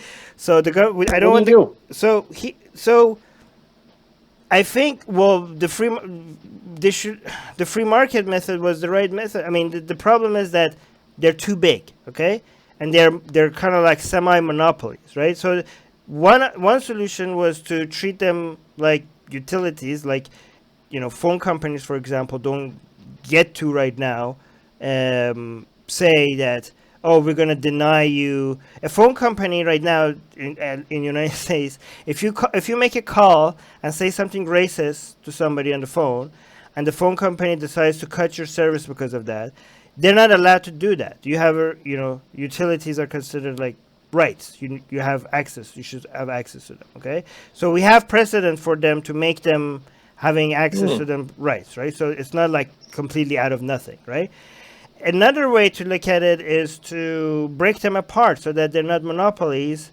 So it would become more problematic to them to deny people, because then people could switch to other platforms. The problem with that is, I mean, a lot of the reason, a lot. A lot of the reasons of why They're not a lot of the technically things that Google, monopolies, though. yeah, technically it's hard to prove that they're monopolies, right? Yeah, there's a So monopolies have a definition, and they're yeah, not. They don't fulfill those I mean, they criteria. will win That's that that's battle. Like you could argue, like, listen, when it comes to videos online, there's no competition to YouTube, and you will be right. But legal definitions of monopoly, Google will hire lawyers and be like, look, this is not a monopoly. We're just so goddamn good at it. Like you can't. It's hard for you to win that battle to prove them that it's monopoly. So I guess what one thing that would happen that this might solve itself is that the barriers to making social platform work become so low that, for example, we had TikTok all of a sudden come out of nowhere, and now they're becoming a giant social media platform, right? So what I'm hoping is that will happen more often, and this might solve itself. You know what I mean? Like, and this is why we need hipsters and generations because people that want to be places where other people haven't discovered yet might actually help us, right? So I'm hoping that in the future, once every 2 years, there's going to be a social media platform that is going to be the next hot thing, right? And people just like switch social medias just the way that they just change their outfit or their fashion, right? yeah, It becomes yeah. more trending to be somewhere else. So, and the barriers to making a social media very successful for a while become so low that Google and Facebook and these other platforms lose their monopoly, lose their control just naturally. So this might solve itself out. I don't know. We'll see. Yeah. So, guys, we're gonna do about 10 more minutes. So as we're not gonna get to all of your questions. We're gonna try our best, though. One good question here. Interesting. From MJ saying, do you think that the ill treatment of Muslims in India and China will eventually lead to the radicalization of their faith rather than make them more secular?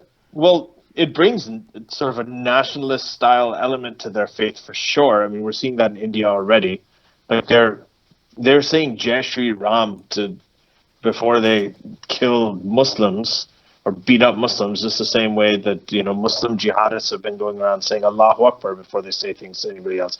So there's actually a big issue with that. Yes, and I think that can happen. I don't know if it's a radicalization of their faith or it's a radicalization of their fervor for their faith or their faith identity, because the faith and their identity, identifying as a certain faith, has become very blurred. The line between that's become very blurred. You're seeing that in Myanmar. You're seeing that in China. You're definitely seeing it in India now with the Hindu nationalism. So, yeah, I think it will happen. I think we have to fight against it, and this is why. There was another question here, and I can't find it now. But someone had asked, "What is your which religion do you least dislike?" And my answer to that is, when it comes to liking or disliking, I dislike all of them. I really do. I do think that some are worse No, than others. least. Obviously. I know, least, but I dislike all of them because they're not true. That's it. For me, it's the same plane. My biggest problem with this stuff is that it's not true, and it primes people to believe bullshit, and it makes them more susceptible to the rantings of demagogues. It makes them more exploitable when they're primed to believe in these things. That's my biggest problem with it. As far as the terrorism goes, yeah, right now, a lot of terrorism happening in Islam. 5 years ago, it was, ISIS was all the rage. 200 years ago, ISIS was all the rage. A little while before that was something else. In India, it's the Hindus. Over here now, there was a time whenever you hear someone drove a truck into a crowd of people or attacked a religious place or something, you would automatically think, oh my God, he said Allahu Akbar. It has to be a Muslim. It has to be a jihadist. As little as 3-4 years ago. Now it almost always is some sort of like a white supremacist. So all of these things change. But the problem with all of these things is the bullshit, is the fact that they're not true. That it's believing things without evidence. So you answered two questions. I forgot the first one. I just dislike those things. I forgot the first one because you did double. Do you think that the ill treatment of Muslims in China and India will lead to more fanaticism? So Ali did two questions now I have to do. He didn't let me respond to the first one before he went to. But the first one, it really I think it depends on how the world treats it. It could actually be, if the world ignores them, and the extremists could take advantage of them. Not the extremists, the pious Muslims could take advantage of them and tell them, like, look, the world has abandoned you. The only way is violence. And it would be fertile ground for getting people to commit more violence, which is something that China might actually want, because the more terrorists, China might be like being like, why are these people not attacking us? We're like, we need some Islamic terrorist attack so we could come up with more, so we could tell the world, like, see, this is why we do this, right? But if the world actually, if the Muslim world ignores Chinese Muslims, and the civilized world tries to support them, right, and they try to be like attack China, then it might have the opposite effect. It might make the Muslims in China try to keep getting support from the non-Islamic world, rather than be like, oh, our Muslim brothers and sisters, come help us. Instead of doing that, be like, oh, this is a human rights violations. Where's the civilized world? Come say something against China. If the world responds to that call, to the plea of help by the Muslims in China, it might end up making them more connected to the rest of the world, make them more secular, make them more pro-human rights, make them more liberal. So again, the direction that Chinese Muslims will go, I think, really depends on our response to them and how we treat them, whether we are there for them or we are not. With regards to the least, what? No, go ahead. Least. So I think I hate Islam and love Islam the most. I have a love-hate relationship with Islam. I have a hate relationship with Islam because of the damage that it does compared to other religions. I think it's the most harmful, the most dangerous living religion. I don't think it's the most dangerous religion overall, but I think from all the religions that have survived, it's the most dangerous one. There are more dangerous religions that are dead, though. But also from a mythological standpoint, from a fictional view, I think I love it the most. It's the most interesting one. It has the most fascinating stories. There's a lot of unsolved puzzles yet waiting to be discovered, because it hasn't with the been history of it, with the history of it that hasn't been touched yet. So I think it's just so mysterious in so many different ways. So from that perspective, I love Islam the most. So again, love it the most and hate it the most at the same time. I like that answer. Arjun Adhikari. Oh my God, GB is quoting me. GB is quoting me in the live chat. Quote, I love Islam, unquote, Armin and Ali 2020. Ah, damn it. Arjun Adhikari is saying, secular jihadists, your knowledge is very poor about Hindu philosophy. So my knowledge is very poor about leprechaunology and about the life cycles of unicorns as well, but it doesn't matter. This is the line that you hear from. Who cares? This is the line that you hear from everybody that you disagree with what their position is, right? Every religious person says this about their religion. Honestly, you don't need much knowledge to know exactly what Ali said. How much do you need to know about the history of leprechauns? Their origins, their sources, because actually there's a lot of detail there, right? If you actually go study leprechauns, you could write books about leprechauns. There's like they have no. It's true. Probably have. I think there are people. There must be their origins, the culture behind it, the stories, where it came from, the different ways the different people looked at it from different cultures. You could fill libraries with that, right? With just leprechauns. Do you need to study all of that to know that leprechauns are not real? Probably not, right? So again, our knowledge of Islam might be higher than a lot of people that watch this show, but you don't need our knowledge of Islam, or even much higher, like people that have a doctorate in Islam, people that are scholars, people that have studied Islamic history.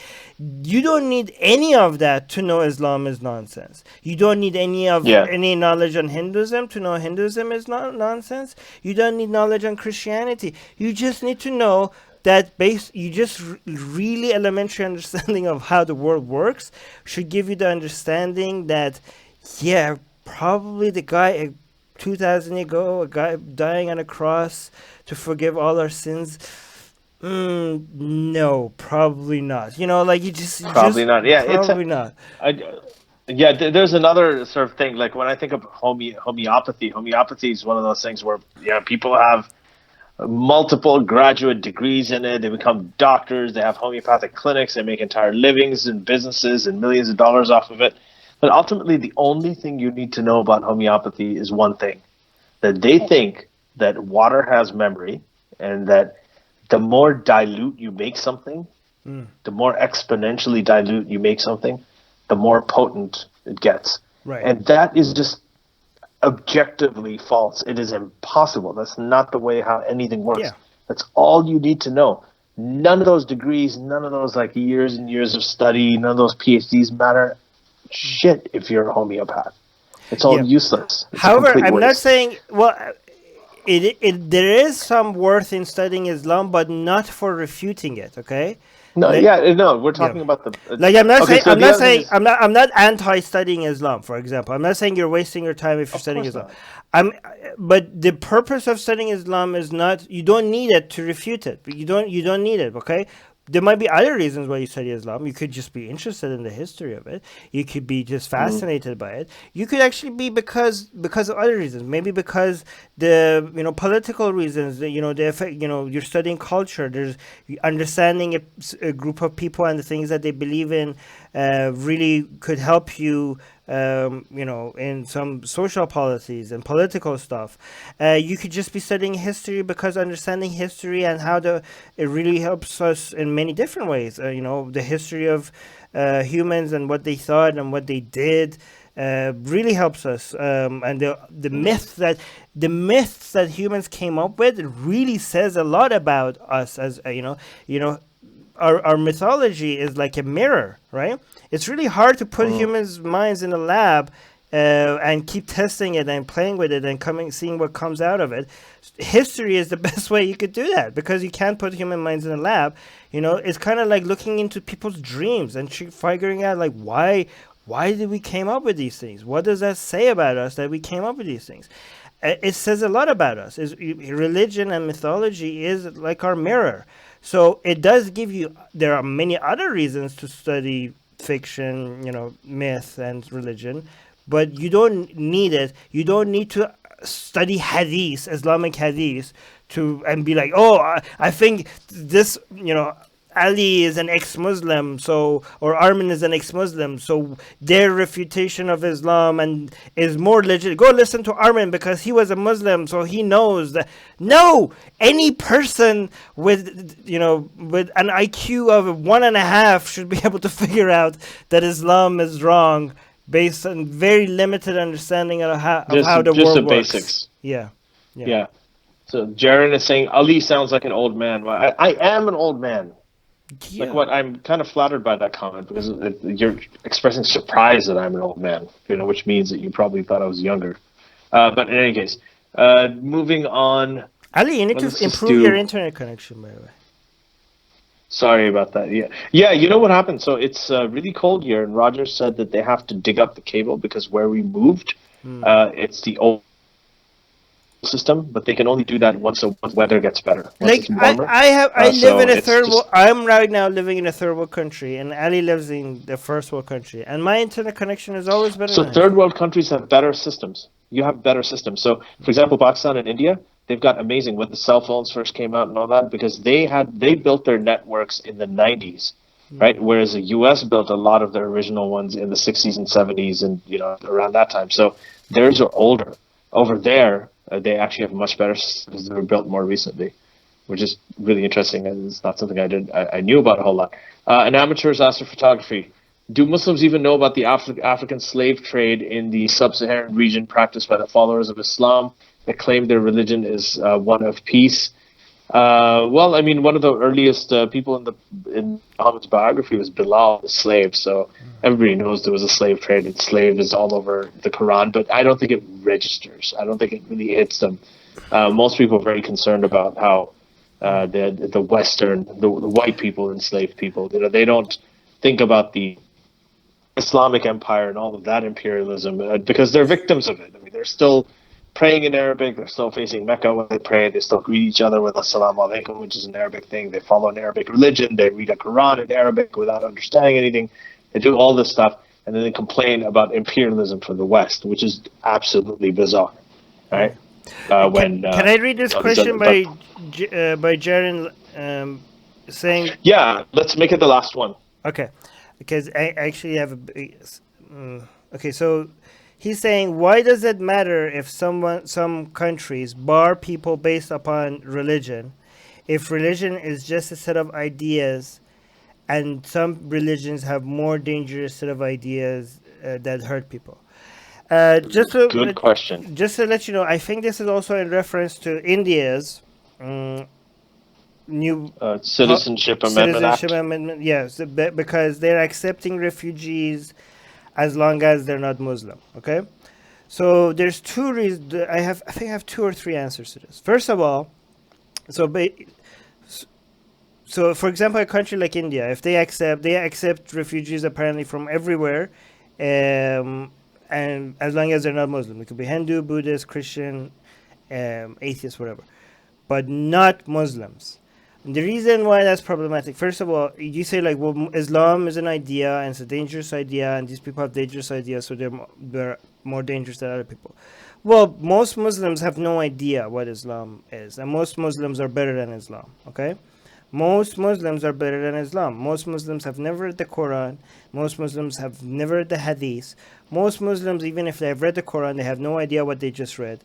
The ones that actually try, if you confront them with some of the horrible ideas in the Quran, will either ignore you or deny it, or maybe they leave Islam, or they come up with some gymnastic arguments that it doesn't really mean what it means. Again, just like most Christians are better than Christianity, most Muslims are better than Islam as well, right? If you want to bar Muslims, you have to bar Christians as well, because the ideas in the Bible are extremely dangerous as well. If anybody wanted to follow the Bible, they would be criminals. So why are you just barring Muslims? Bar Christians as well. But again, so that's one reason why you don't use people's just label, the label that they have as a religion, to come up with a judgment of the values that they stand for, because a lot of people have the label still, but they have abandoned most of the values that Islam has, right? Even though they still call themselves Muslims, right? Again, that's not reform. I'm not arguing for reform. That's abandonment. Reform is actually lying to people and telling them that verses mean something else, right? That doesn't happen as often as people just ignoring their religion, okay? Because they have other things to worry about. Maybe they just go through the motions, but the values, most Muslims' values are way, way superior than what Islam advocates. So that's one thing. Another thing is that because of what that does to your country, okay, that's a curse on your own country. You have challenged your country's secularism. All right? India is superior to Pakistan because of its secularism. Okay? And you're challenging that. You're questioning that. You're making the government get involved in things that it has no business getting involved in. Okay? If you're like, oh, this is such a genius disguise for an attack on secularism when it comes to India. Because like, well, we're letting people in. We're helping refugees. What's wrong with that? Why are you making it based on religion? Why are you making it based on religion? Like, oh, because they keep saying, well, because Muslims in Islamic countries, we're helping people in Islamic countries that are being abused. All right, okay, but what about the Muslims in China? What about the Muslims in Burma, right? What about that? What about they are also being abused? Why do you have to come up with a religious filter? That the cost to that, to what your country is and what your country stands for, is way, way beyond any benefit. This is the Pakistanization of India. This is extremely dangerous. Yeah, there's actually, it's a combination. I would recommend that everybody who has questions about this really go and watch John Oliver's.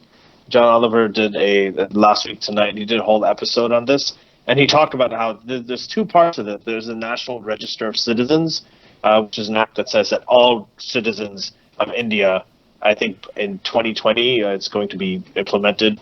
They have to register as citizens, and everybody who doesn't register is going to be considered illegal or something like that. So it's a way of excluding people. Now, once they do register, there are many people in India, obviously in villages and everything, who don't have the documentation. They don't really know how to go about and do it. And many of the disenfranchised are Muslims. But the thing is, then it's going to allow refugee status for all the non-Muslims who are unable to register. But the Muslims who are unable to register will no longer be considered citizens anymore. So it's the deviousness of this is actually the combination of those two. Yeah. It's not the CAA. They're trying on its own. This is what the right wingers in Israel is trying to do. They're trying to change the identity of their country from a secular country, from a secular Israel or a secular India, to a Jewish Israel or to a Hindu India. Okay? Hindu India. This is exactly what the founders of India and Israel were worried about. So this is Jawaharlal Nehru was an atheist, an avowed atheist. Yeah, but hold on. Right? So he used to speak against religion all the time. So again, remember the word Hindu and the word Jew had three meanings, and both India the right wingers in India and the right wingers in Israel are trying to introduce a fourth meaning. Jew and Hindu could be a religion, could be referring to someone's religion, or could not. It could be referring to someone's culture, or it could be referring to someone's ethnicity. These were the three definitions that we were familiar with. What India and Israel are trying to do is to define what it means to turn it into a nationality. So you are an Israeli. If you're an Israeli, you're a Jew. If you're an Israeli, you're a Jew. And if you're a Jew, you couldn't be an Israeli. So they're trying to make it a nationality. India is trying to do the same thing. India is trying to make it like India is a Hindu nation. Okay? It's a Hindu nation for the Hindus, right? So, and that's extremely dangerous. And they're doing a very good job at it as well. They're basically demographically engineering, they're trying to demographically re-engineer their countries, right? And so I mean, go on. And you could only do that, by the way, you could only do that with ethno-religions. This is the term I come up with. I'm trying to make it more people use it. Ethno-religions. Like, you can't do that with global religions like Islam and Christianity, which transcends ethnicity, right?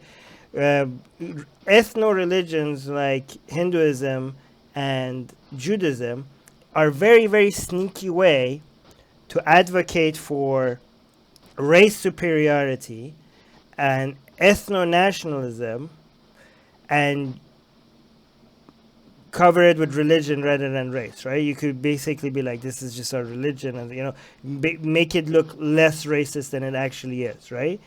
And this is also a problem with religion. You could keep dancing around what you're actually trying to do. Every time people call you out on being like a race supremacist, you just jump on the religion definition of what you're trying to do. And as soon as you go back to your actual audience, the people that you're trying to, people that know what you're doing, you go back to this is, again, but it's interesting because for India, it's harder to do this because the Indians and Pakistanis, I know there's differences, but on average, they're the same people ethnically, right? So for people to try to create that line between ethnicities is much more difficult than what Israel is trying to do. So for India is mostly like just culture, religion, not much ethnicity. It was ethnicity before because you had the whole Indian subcontinent was like Hindus, but after the separation of Pakistan and India, that definition of ethnicity went away because you had a lot of Muslims with the same ethnicity. So for India, one of those definitions is not there. But this introduction of nationality as the new definition works both ways. But go on. Yeah. So we're going to finish with this last comment. We actually pissed off somebody here. So Arjun Adhikari, guy who asked a question about the Hindu philosophy thing, which we told him was bullshit. He is written in all caps. It's like, wrong about criticism of Hinduism. Don't use Abrahamic spectacles. Spectacles? I guess he means spectacles. Yeah. To say anything to Indic philosophy. Well, it does not mean inside a penis. It means Indian. So the thing is, this is a very sort of Abrahamic style message. This is the kind of thing that we get from jihadists, Arjun. If they say, you're wrong about, don't say anything about this, don't say anything about, of course, we can say anything about anything we want to. We don't have, it's not the Abrahamic spectacles. We look at religions in a certain way. We talk about falsehoods and truths, what has evidence for it, what doesn't. And when it comes to, all of these myths about all of this, like all of the stuff that you guys have, all of the Hindu mythology, it's just as nonsensical as all of the other religions. I'm sorry. It's very interesting. I hear that a lot from Hindus. Every time you attack Hinduism, we should do an episode on this. Yeah, I actually have somebody, a guest lined up, who's actually a professor in Amsterdam on this. So we're gonna invite him on. Okay, but let me finish my thought. Okay, every time you attack Hinduism, there's some Hindus that are like, oh, your background is Abrahamic religions, and you're looking at this as from an Abrahamic background, and that's why you don't understand it. Again, we could go back to the leprechaun. Or like, oh, you're an ex-Muslim, so how could you know leprechauns are not real?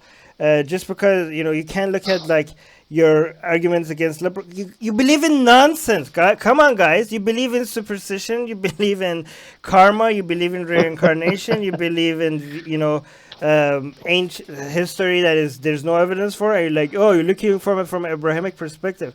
No, anybody can look at this and be like, yeah, this is absolute horseshit. Like, what are you talking about? It's absolute nonsense. You guys believe in, superstition. So.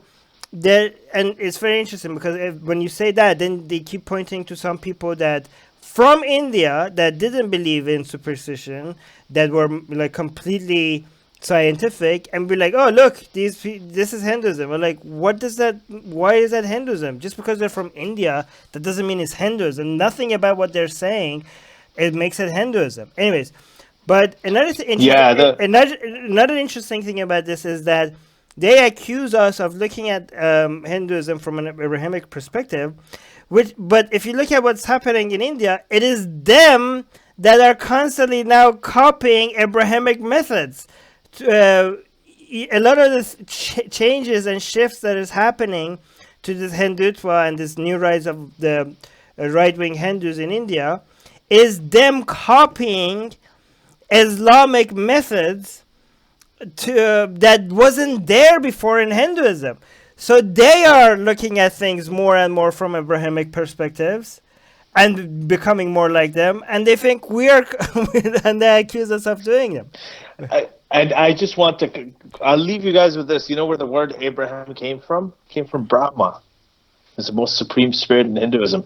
So Brahma and Saraswati, and in the Old Testament you've got Abraham and Sarah. Right? This is not. It's up to you to think whether this is coincidence or not, but it's not. Here's how you can make it very simple. Okay. A lot of but what I'm saying is a lot of the Abrahamic myths, right? Is it has a lot of parallels with Hindu mythology as well. So, but it's all of these things are related. Here's how you could tell if somebody knows what they're talking about or not, because it's very simple. Okay. One of the most disgusting things about Hinduism, absolutely horrible, is the caste system. It's one of the most bigoted, racist things ever. Like, it's responsible for so much misery. Okay?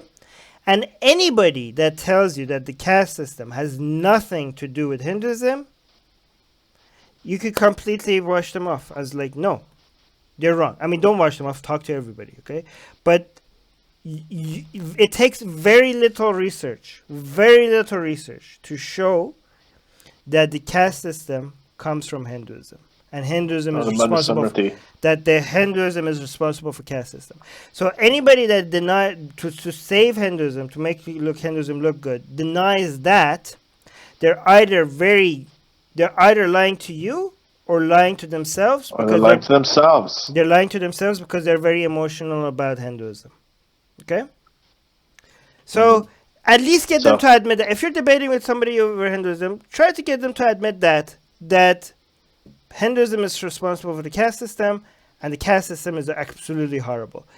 If you can't get past that point, then it's really hard to have an effective conversation. Yeah.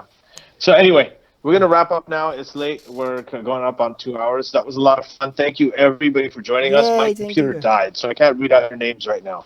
Armin, maybe you can. We try to do that every time. Ali, fix your internet, okay? I don't know what's happening. Julian, San... It's going to happen in the spring. James... It's because of where I live now. San Manuel, Jaren. Jaren is good, by the way. You know he disagrees with us. I know some people in the live chat are attacking him. But you have to understand that even though he's defending Hinduism and me and him and Ali disagree with him completely, he still supports both Atheist Republic and Secular Jihadists. So as much as we might disagree, for somebody to actually support a show that they have such fundamental disagreements with, that is more than most people can do. So I respect that. I appreciate that. I mean, I disagree with him on that, and I'm not going to hold back on my disagreements, and he's not going to hold back on his disagreements. But the fact that you could disagree with somebody and still support the show is more than most people can, people rage quits all the time. People will be like, oh, I supported you for 2 years, all of a sudden you said something that they just didn't like and I disagree with, so goodbye forever. I'm like, okay. So but Jaren has been supporting us for so long, knowing that this is our position against Hinduism. So that is Thank you. Yeah, thank you for that, Jaren. Yeah. On Facebook, And thanks everybody. Josh on Facebook, thank you. But go on. Yeah. Thanks to everyone, and we're gonna have Aaron back. We're talking with Mufti Abu Hayth, and that's gonna be a lot of fun. We're gonna have him on as soon as we can figure out some timings. I'm just talking about some advanced guests that have been confirmed. So those are at least 2 of them, but it's actually gonna be a lot of fun. And then you're also gonna hear the Razib Khan episode. Very soon as well. So thank you, everybody. We'll see you next time. Take care. Bye. Bye. Love you guys. Thank you for supporting the show, and share this episode. And if you're not subscribed, subscribe right now. I'm looking at you. I'll give you everybody that is not subscribed right now to the YouTube channel. I'm giving you 4 seconds. You have nothing else to do right now. Just subscribe and hit the bell thingy, okay? And tell your family, friends, and everybody to subscribe to our show, okay? Thank you, everybody. Yeah. Love you guys. Bye.